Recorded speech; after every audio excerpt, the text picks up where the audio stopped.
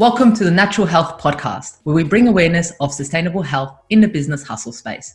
Natural Health Podcast is perfect for the high-performing business-minded individuals who want to work with their biochemistry to achieve optimal health.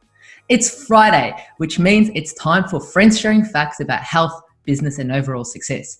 In today's episode, we're talking to Jessica Milroy, who will talk about the importance of mindset in stress management. Who is Jess? Jessica is a clinical naturopath with a passion for gut, immune, and mental health. She finds the root cause of all illness using an evidence-based approach to ensure her clients are well from the inside out, which is funny because her business name is Inside Out Natural Medicine. She's located in Melbourne, where she sees her patients face to face. When she's not working, she's bushwalking with her two favorites, Ben, her husband, and her bulldog, Ajax. Welcome to the Natural Health Podcast, Jess. Thanks, Mihaela. I'm really excited to talk about this today because it's one of my absolute passions in life. I'll give you a bit of my backstory when we get to it, but it is one of the things that's really changed the trajectory of my life. That's brilliant. And that's exactly why I wanted to get you on, to share this with the audience, to get your story out so it can impact, even if just one individual, it just makes a difference. So what has been the turning points in your journey to where you are now? I mean, you just didn't become a naturopath. Something must have occurred in your journey. And what was that? And I think it's the same for a lot of naturopaths. There's always some sort of backstory that leads us down this path. But for me, I was working in a high pressure finance job. It was one of those jobs that's constantly trying for bigger and better performance goals, sales goals. I was smoking a lot. I was in an extremely abusive and controlling relationship, which of course really impacted my physical health and mental health. I was eating a lot of packaged foods. I was eating on the run. I was having lots of energy drinks. I was having lots of coffee.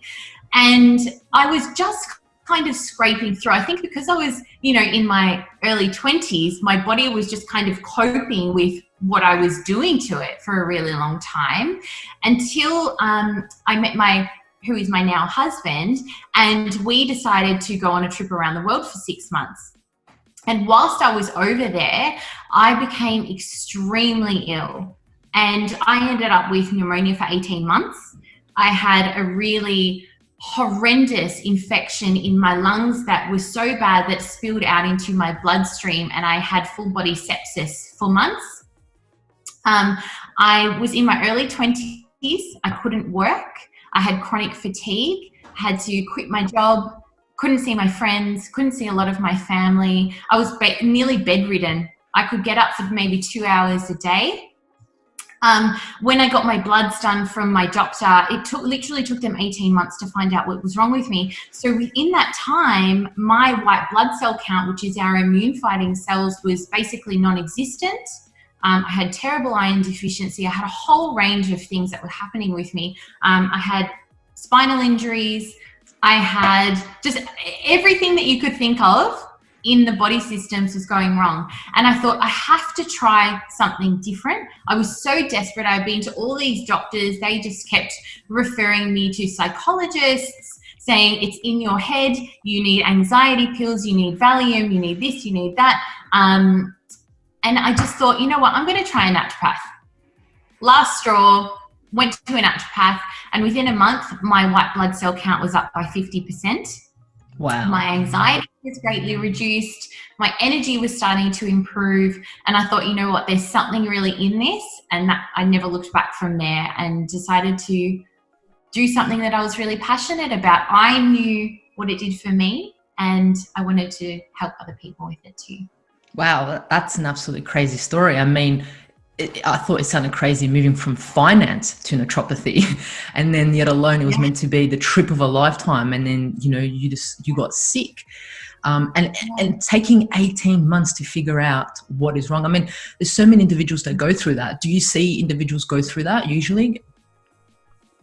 Absolutely. I mean, most of the people who come and see me, because I do a lot of complex cases, on average, people take 10 years to get their diagnosis when it comes to these kind of hidden infections. 10 years for chronic illness to get a correct diagnosis. It's crazy. That is absolutely crazy. And I mean, a lot of us think it's this, it's anxiety, it's depression, it's this, and then it's an underlying infection like you had. Right. Yeah, thanks for sharing that story. That's absolutely amazing. I mean, it's crazy what us individuals go through our health. And then when we finally find out what's wrong, we're like, oh my gosh, this is the best thing ever. So here on the podcast, we talk a lot about success and what it means to different people. Before we go any deeper, I wanted to find out, what does success look like for you? What does success look like for Jessica?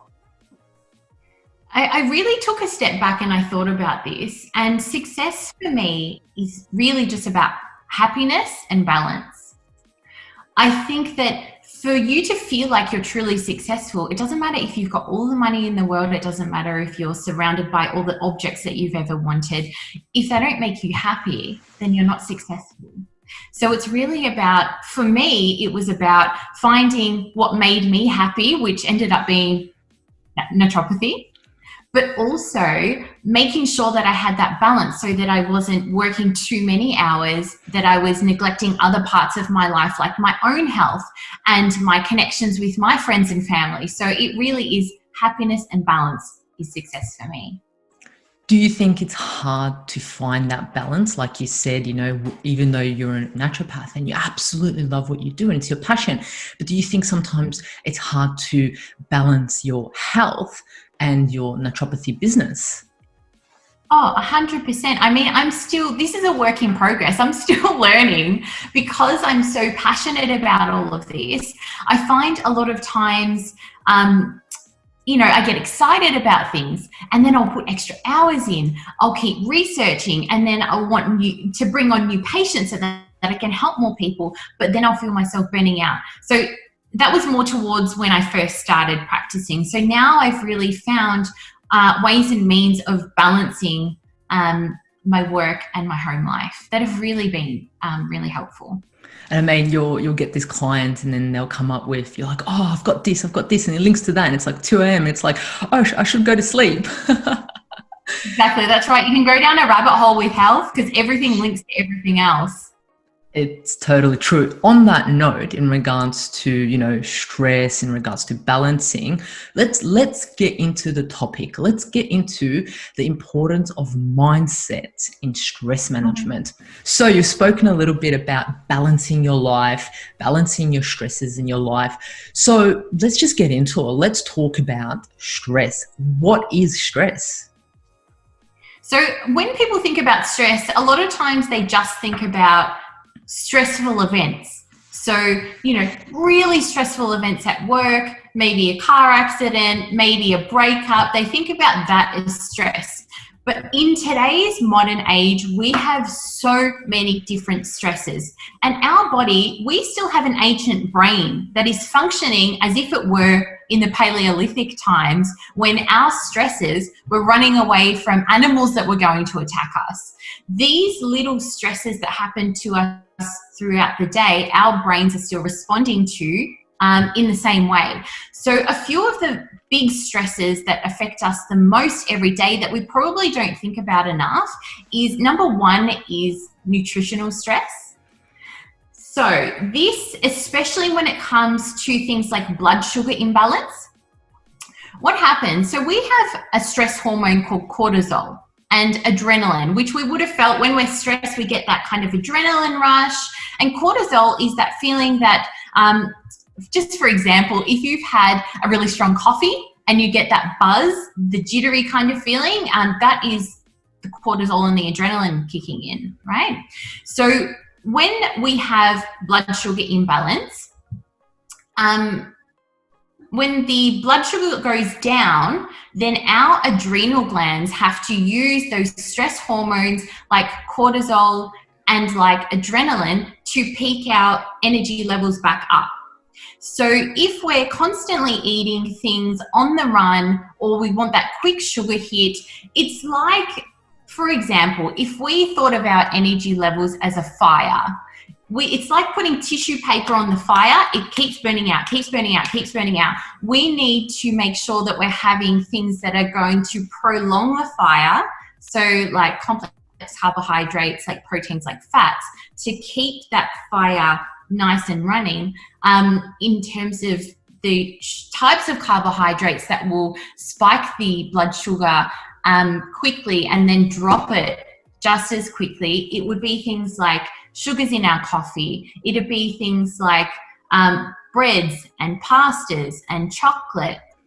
So the more that we're eating those sorts of foods, the more that the stress hormones have to compensate in our body. So that's like little stresses all throughout the day. Another thing that we probably don't think about that much, but is impacting us all day, is our phones. We, 10 years ago, never had constant contact with other people. We didn't have something that's going ding, ding, ding in the background. And every time that signals, if we've ever had a negative message, if we've ever had a negative or stressful email, our brain will associate that noise with stress, whether we can feel it or not. And the more that our phone goes off, the more we'll feel those little daily stresses.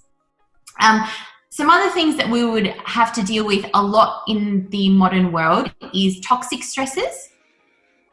So our body, every time we go outside and we're walking past cars, we're breathing in fumes. We're, when we eat non-organic foods, we're eating pesticides, which put stresses on our body.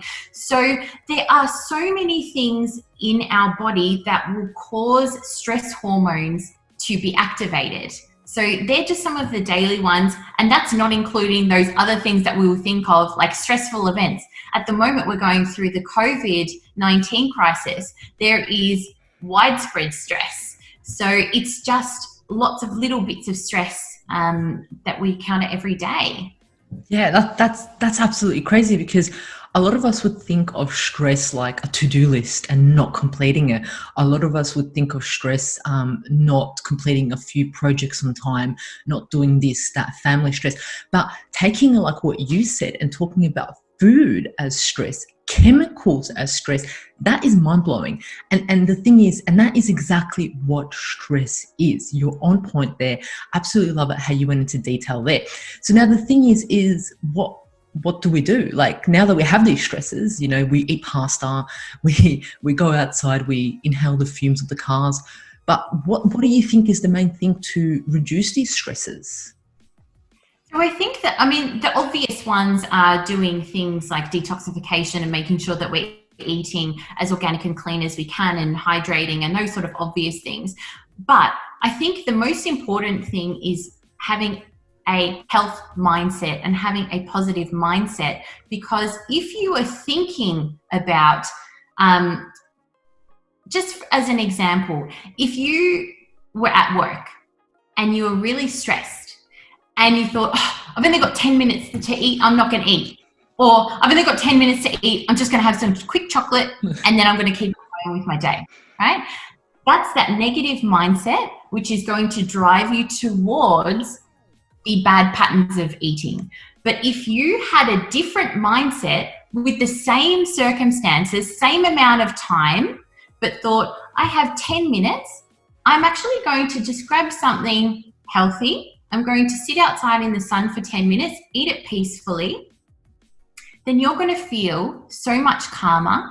You're going to feel less stressed. Your body's going to be able to assimilate better nutrients in that 10 minutes, and you're going to be more productive throughout the day. So see, it's the same circumstance, but by changing your mindset, it's two completely different outcomes.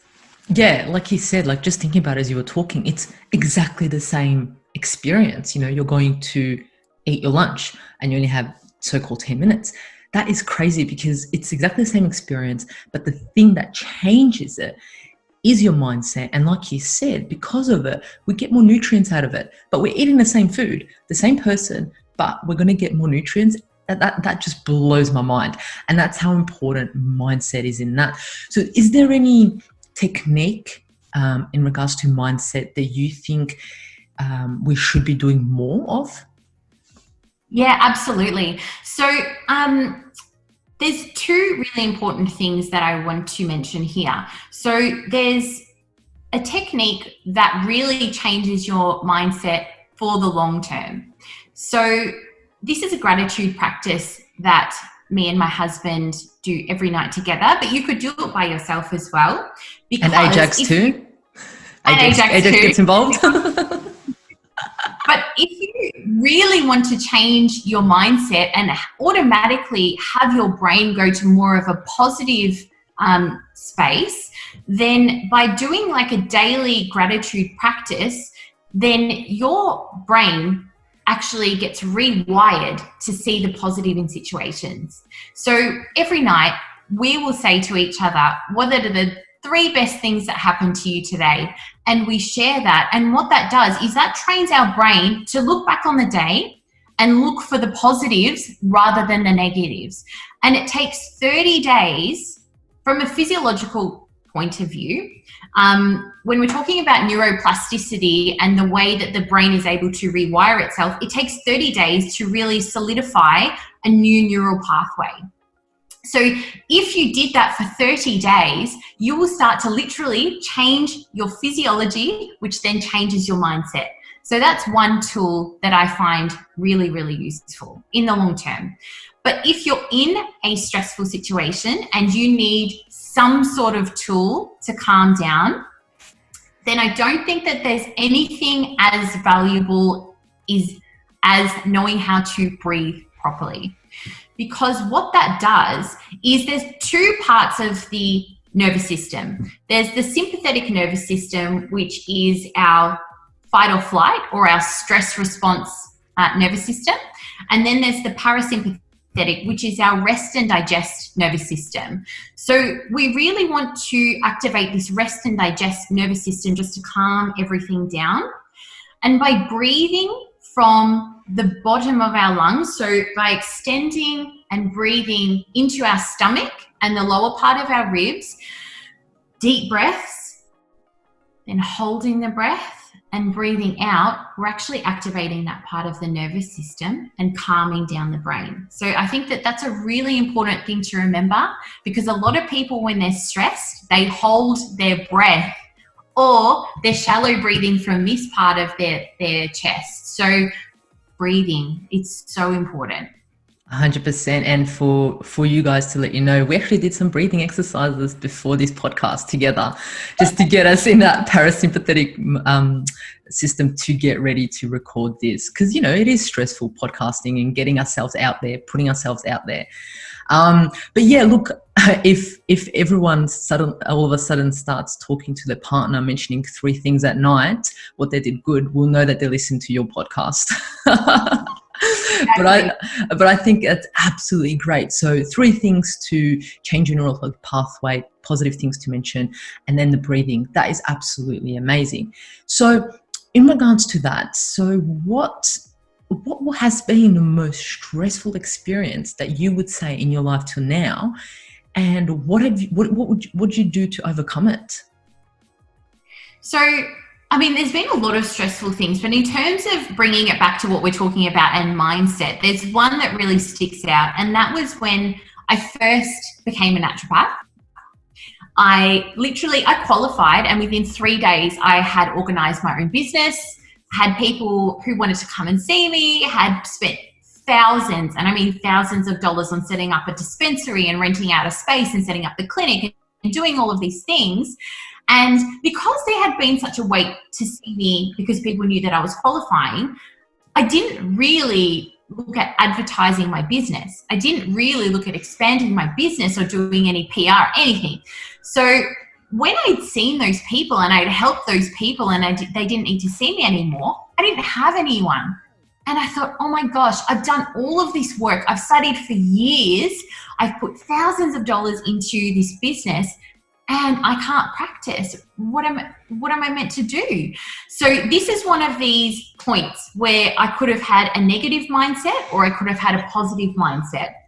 So if I was thinking negatively, I could have gone, you know what? This is too expensive. I don't have any patience. I'm going to throw in the towel. I'm going to close my clinic. I'm going to go get a day job. And a lot of naturopaths do that. Absolutely. It's a really hard industry. So, you know, if people have gone through that, there's no judgment, because it is really hard. 100%. But I decided that I was going to think about it as an opportunity, going back to that positive mindset, seeing it not as a loss, but as an opportunity. I had to look at what could I do to better my situation? What could I do to expand? So I started to really look into social media. I started to expand my social media. I learned how to use social media. I learned how to run my business more efficiently. I learned how to make my business more eco-friendly. I made my business more professional in this time that I didn't have any of these patients coming through. And the other thing that I did is I thought, if this is going to be an issue in my business, what else can I do? So it made me expand even further than I even imagined before. And I approached one of the best, most successful integrative medical clinics in Australia. And I approached them to become a practitioner there. And I interviewed and they accepted. So now I practice at one of the most successful integrative clinics in Australia, but also I have my own business that is successful. And that was because I looked with a positive mindset and used those stress management tools that I talked about before to better my situation rather than looking at it negatively and throwing in the towel. Wow, that is such a beautiful story. And like we said, naturopathy it's hard because you have to wear all hats. You have to be your accountant, you have to be the naturopath, you have to be a researcher, you have to be a teacher, you have to be a student. The list goes on and on. Your marketing person, list goes on. So, for you to turn your mindset around and look at the positive, you can just see how the mindset can help in stressful situations. You're an example of that, which is absolutely brilliant. So what would you say, I think that this answers the question, but what would you say is the secret to stress management? Look, obviously those things that I already mentioned. So definitely mindfulness, mindset is huge. Just needing to practice looking at the brighter side of things, because if you look at the positives in a situation, the whole situation seems less stressful. If you look at that you've got 10 tasks in a day, look at it that you can pace yourself and see how you go and hope to get those 10 tasks done. Don't look at all 10 at once and go, oh my gosh, I've got 10 things to do. Break it down. Break your tasks down and pace yourself. That is number one, absolute number one. Number two is because if you're feeling like you've got a lot of these kind of stress, cortisol-y kind of hormones going on, make sure that you're exercising. When we're exercising, we're churning through those stress hormones. We're bringing up the good ones like endorphins and serotonin and dopamine. And all of those neurotransmitters help us with being able to see the brighter side, to be able to have a more positive mindset, to be able to feel better about ourselves so that we look at everything in a better mindset. So exercise, nutrition. If we don't have the right nutrients in our diet, we can't create those feel-good neurotransmitters that are going to keep our stress levels down and going to be able to support us to have enough energy to deal with the stress. The breath work is obviously absolutely huge. So making sure that you're deep breathing. And one other thing that I find has helped me more than anything with stress management is aromatherapy.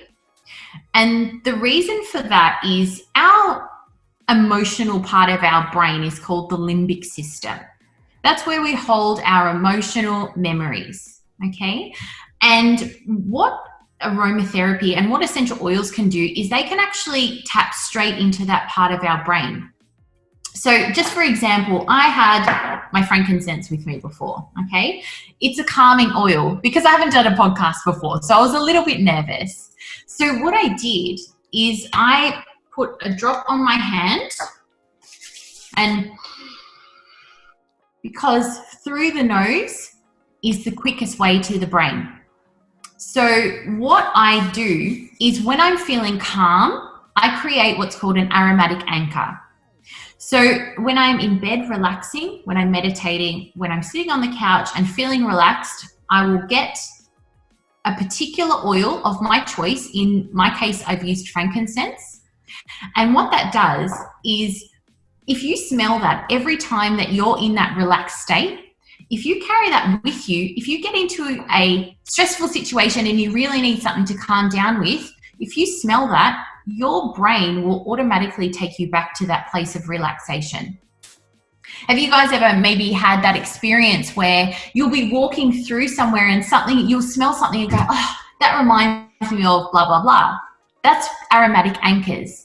So you can use your essential oils as a tool, as an aromatic anchor to bring you back to that relaxed frame of mind. So I found that really, really helpful. Beautiful. So you've given the audience a number of secrets to stress management. I absolutely love it. And on the point of essential oils, I remember I used to use essential oils for studying. So I would smell a certain essential oil when I'm studying, and then before the exam, I would smell it. But being in a naturopathy, I wouldn't be the only one smelling something. Someone else would be sitting next to me smelling something else. So we all knew what to do and to get into our brain and to make the most out of it. So that's absolutely amazing. I love the insights that you're giving about breath work, about stretch management, about mindset, aromatherapy, all of these exercise. It's just absolutely amazing. So to wrap it up, what would you say is your best kept natural health hack? Okay, so I've given you a lot already, but I'll give you another one. We're ready for it already. This is one of the ones that I have found has helped my patients more than anything when they're in this chronic stress state. I mean, it's not going to happen overnight, this change of your nervous system. You're not going to be able to calm down overnight. Your mindset it's a progress thing. You're going to have to do it over an extended period of time. So while you're in this kind of heightened stress state, one of the best things that you can do for your body is to soften down your food. Because when you're overly stressed, you're in that fight or flight state. So your rest and digest part of your nervous system is not being activated properly. So it's harder to break down your food and get all of those beautiful nutrients that you need for your health. So one of the easiest things that you can do is I call it my no teeth diet to my patients. Pretend like you haven't got any teeth. You make yourself soups, stews, smoothies, all of those kind of broken down foods, so your body doesn't have to expend the energy in breaking down those foods, and you're still going to get the benefits of all of those nutrients that you've got in the food. Wow. And you know what? A lot of individuals probably have not thought about that. So they're just like, this is definitely a natural health hack, and it's definitely a secret one too. So thank you so much for sharing that with us. I mean, like you said, when you break down your food, your body doesn't have to spend so much energy breaking down already food that's not broken down in soups and smoothies and things like that. So that's absolutely amazing. I love it. And yeah, I'll do the same when I'm stressed. I'm like, smoothies or soups it is. So on point. Yeah. So look, we have come to an end of a magical podcast. Thank you so much, Jess. Jess, for the listeners who mention this podcast, what will they get, and where can the audience find you? Do you have any goodies for them? Where can they find you if they want to get in contact with you? I mean, after this magical podcast, they're like, oh my gosh, where is Jess? I want to go see her. I want her to help me out because, you know, you have experienced health, you've experienced sickness, and then you've experienced health now for a long period of time. You've been through the medical system, you know, for 18 or so months, figuring out what is wrong with you. And I'm sure there's individuals that can connect with you and go, wow, I wish she was my practitioner. I wish that she'll be able to help me. So where can they find you?